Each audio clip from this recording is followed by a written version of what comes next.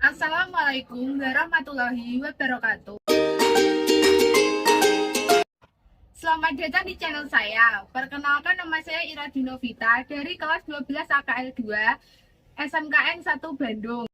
Di video kali ini saya akan bahas tentang salah satu contoh kasus pelanggaran hak asasi manusia yang ada di Indonesia.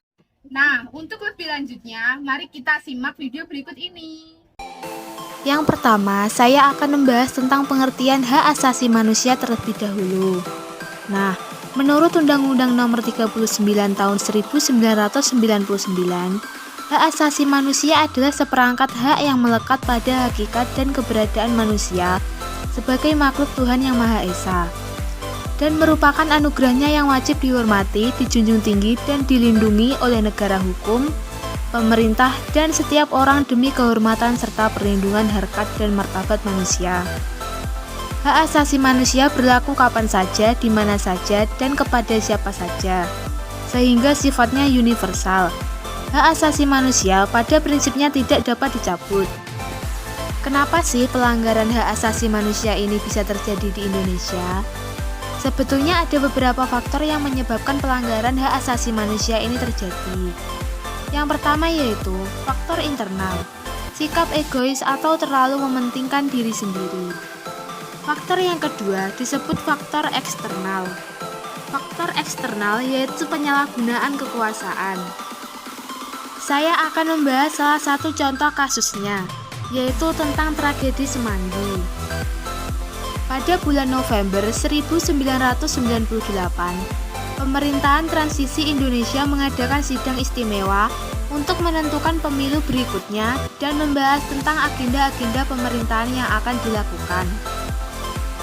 Karena mereka tidak mengakui pemerintahan dari Baharudin Yusuf Habibie dan tidak percaya dengan para anggota DPR dan MPR Orde Baru. Mereka juga mendesak untuk menyingkirkan militer dari politik serta pembersihan pemerintahan dari orang-orang Orde Baru. Selanjutnya, saya akan membahas tentang terjadinya tragedi yang kedua pada tanggal 24 September 1999. Untuk yang kesekian kalinya, tentara melakukan tindak kekerasan pada aksi-aksi mahasiswa. Kala itu, adanya pendesakan oleh pemerintahan transisi untuk mengeluarkan UU Penanggulangan Keadaan Bahaya atau yang disebut juga dengan UU PKB.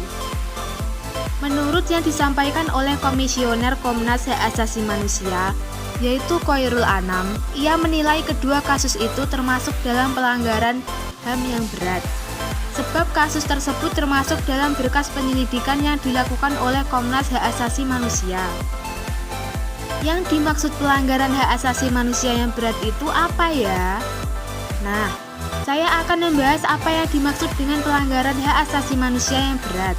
Dalam pasal 1 ayat 6, Undang-Undang Nomor 39 Tahun 2009 tentang hak asasi manusia, disebutkan bahwa pelanggaran hak asasi manusia adalah setiap perbuatan seseorang atau kelompok orang termasuk aparat negara, baik disengaja maupun tidak disengaja. Lalu mengapa tragedi Semanggi ini memilih gugatan sebagai upaya hukum?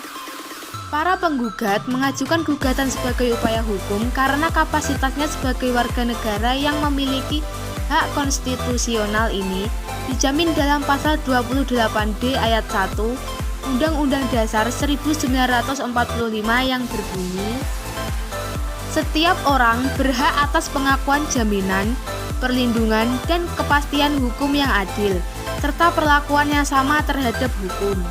Sekian pembahasan dari saya, mohon maaf jika ada kesalahan kata. Wassalamualaikum warahmatullahi wabarakatuh.